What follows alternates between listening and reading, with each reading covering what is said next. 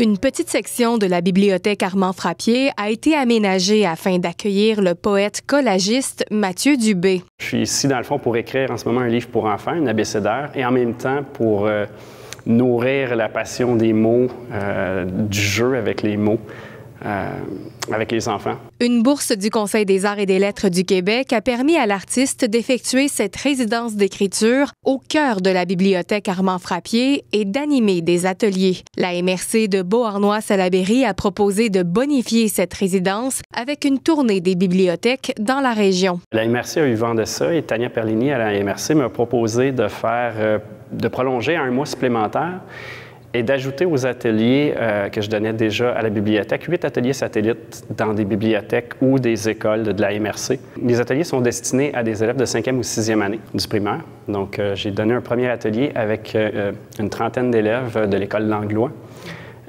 Et donc, c'est ça, c'est des ateliers d'écriture par collage inspirés de ma pratique. Mathieu Dubé a voulu pousser plus loin son processus de création en impliquant également les étudiants du cégep de Valleyfield. J'ai présenté mon livre à Éric Cyr, qui est coordonnateur du programme d'art ici et qui enseigne en ce moment à des élèves un cours d'art et technologie. Et il a trouvé intéressant de partir de la matière de mon premier recueil, Morceaux de mémoire, pour voir comment ça pouvait se décliner de façon numérique. Dans ce cours-ci, j'allais travailler avec le collage. Donc, j'ai vu un arrimage assez évident avec son travail.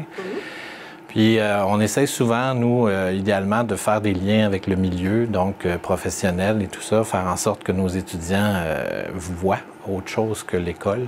Donc, c'était une belle opportunité. Ce qui est intéressant avec cette collaboration, c'est qu'elle permettra aux étudiants de pouvoir participer au vernissage de Mathieu Dubé, prévu le 30 novembre prochain. Idem pour les élèves ayant participé aux ateliers d'écriture. Au terme, finalement, de ces 2 mois de création-là, le 30 novembre, il va y avoir un vernissage ici même, où il y a des œuvres qui vont être présentées. C'est-à-dire que je vais présenter mon abécédaire, peut-être autre chose aussi, je me laisse la porte ouverte. Mais il va y avoir aussi des œuvres qui vont être produites par des étudiants du Collège de Valleyfield et des étudiants de la Cité des jeunes. Et les œuvres, évidemment, des jeunes du primaire à qui sont destinés les ateliers, des jeunes de la MRC.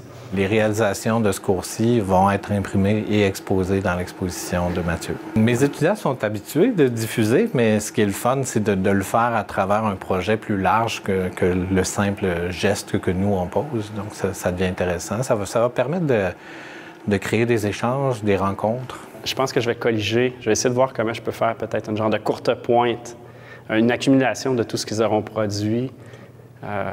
C'est-à-dire présenter du travail de chacun, mais aussi voir comment tout ça mis ensemble peut donner une œuvre collective. Le travail de collaboration qu'effectue Mathieu Dubé dans le cadre de sa résidence d'écriture fera peut-être des petits. C'est du moins le souhait de l'artiste qui aimerait voir le local DM02 de la bibliothèque Armand-Frappier, lequel sert de salle d'exposition pour les élèves en arts visuels, être utilisé à plus grande échelle. Je pense que ce serait vraiment quelque chose d'intéressant, que ça soit récurrent. Moi, j'ai fait la demande pour moi-même au Conseil des arts, mais dans l'esprit que, année après année, il y a des artistes de tous horizons qui pourraient avoir un appel de dossier, puis ils seraient appelés à collaborer dans des projets collectifs avec des jeunes, avec des aînés, avec la communauté, que de la sculpture se fasse ici ou de la peinture en temps réel, puis que des étudiants ou le public puissent venir voir les artistes, puis qu'il y ait ce partage-là.